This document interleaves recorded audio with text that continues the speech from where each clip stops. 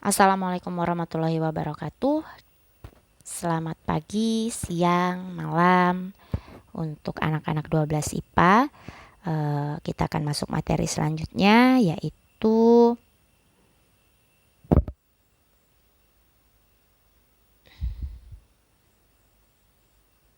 kenaikan titik didih atau delta TB dan penurunan titik beku atau delta TF. Yang pertama adalah titik didih. Bila suatu cairan dinaikkan suhunya, maka akan semakin banyak zat cair yang menguap. Pada suhu tertentu, tekanan uap di atas permukaan zat cair akan sama dengan tekanan udara luar. Keadaan pada saat tekanan uap di atas permukaan zat cair tersebut sama dengan tekanan udara di sekitarnya disebut sebagai peristiwa mendidih. Suhu ketika tekanan uap di atas permukaan zat cair sama dengan tekanan udara di sekitarnya disebut sebagai titik didih. Titik didih air murni pada tekanan 1 atmosfer adalah 100 derajat Celcius. Hal ini berarti tekanan uap di atas permukaan air akan mencapai 1 atmosfer sama dengan tekanan udara jika air dipanaskan hingga suhu 100 derajat Celcius. Bila tekanan udara kurang dari 100 atm, seperti pada puncak gunung, maka air akan mendidih pada suhu kurang dari 100 derajat Celcius. Nah, bila ke dalam air murni dimasukkan zat terlarut yang non-volatil, maka pada suhu 100 derajat Celcius, tekanan uap air belum akan mencapai 1 atmosfer, sehingga peristiwa mendidih belum terjadi. Nah, untuk dapat mendidih, mencapai tekanan 1 atmosfer sama dengan tekanan udara sekitar, dibutuhkan suhu yang lebih tinggi, yang berarti air akan mendidih pada suhu yang lebih tinggi dari 100 derajat Celcius. Kenaikan suhu itulah yang disebut dengan kenaikan titik didih atau delta TB. Nah, menurut Sirol, besarnya kenaikan titik didih sebanding dengan hasil kali dari molalitas larutan dengan tetapan kenaikan titik didih molal. Maka rumusnya adalah delta TB sama dengan M kecil dikali dengan KB. Nah, atau bisa juga delta TB sama dengan massa per massa molar dikali 1000 per gram dari pelarut, massa pelarut dikali dengan tetapan kenaikan titik didih molal. Nah, beberapa hal yang perlu diingat adalah suatu pelarut ketika ditambah zat terlarut maka titik didihnya akan naik.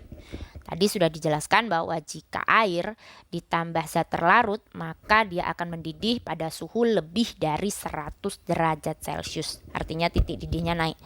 Nah, besarnya kenaikan titik didih itu sebanding dengan konsentrasi molal, dan delta TB sama dengan titik didih larutan dikurangi titik didih pelarut murni.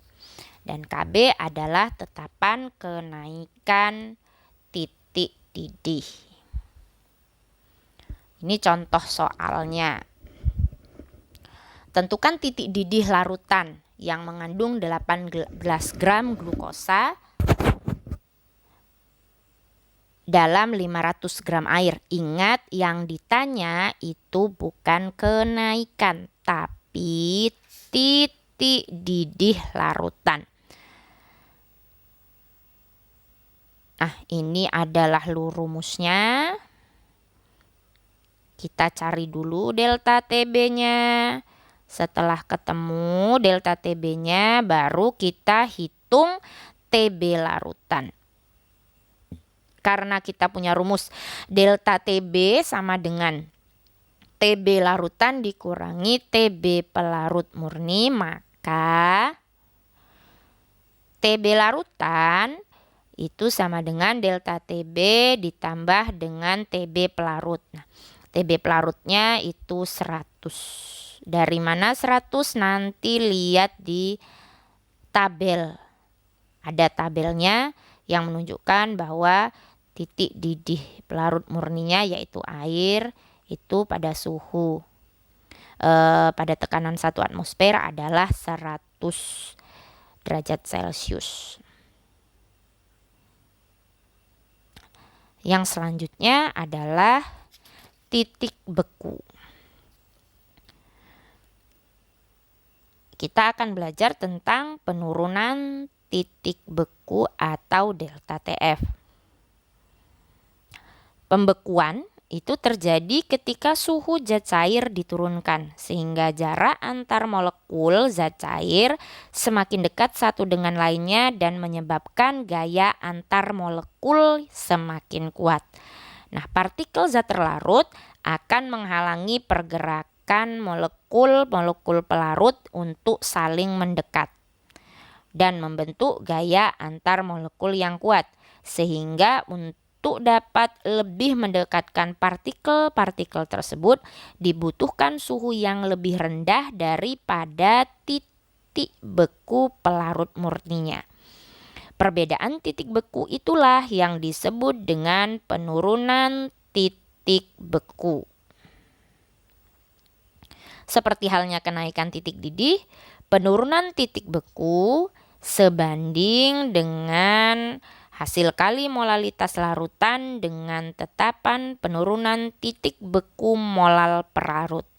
Sehingga rumusnya adalah delta TF sama dengan KF per M atau delta TB sama dengan massa per massa molar dikali 1000 per massa pelarut dikali KF. Nah, ini yang perlu kalian ingat, sama seperti pada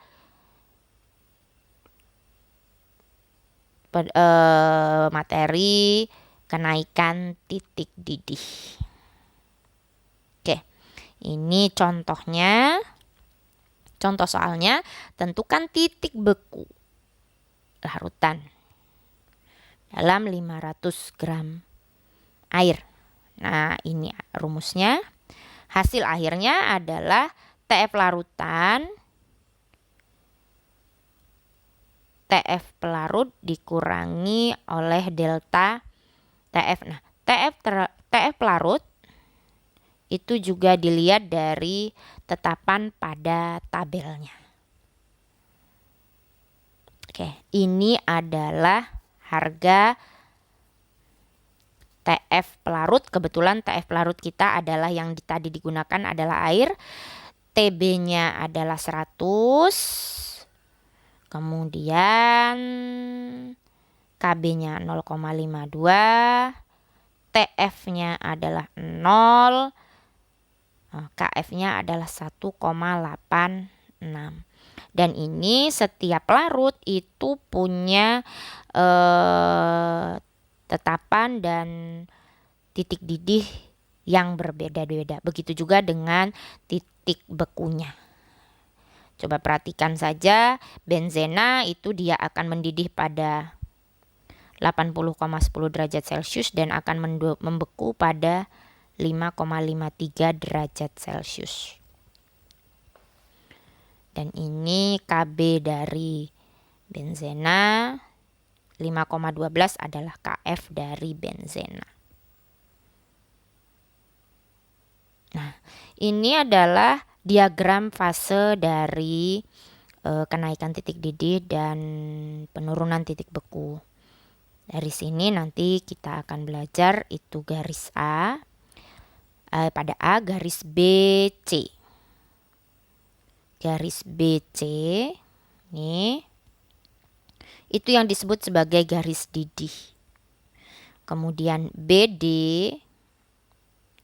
ini disebut sebagai garis beku dari cair menuju ke padat. Kalau BC dari cair menuju gas. Nah, garis AB ini yang disebut dengan garis sublimasi. Nah, perpotongan antara garis didih dan garis beku ini disebut sebagai titik triple.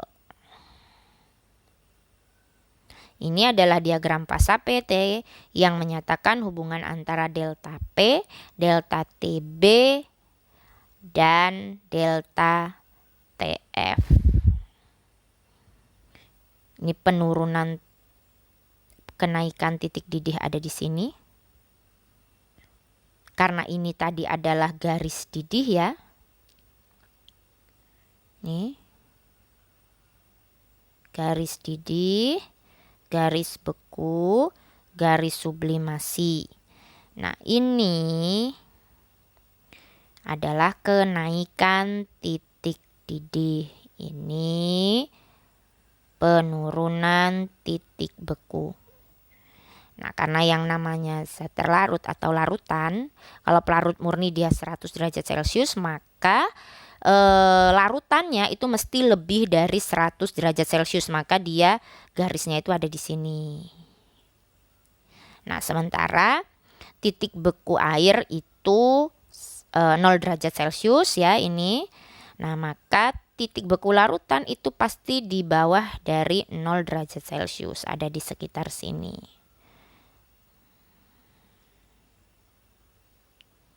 Sekitar sini.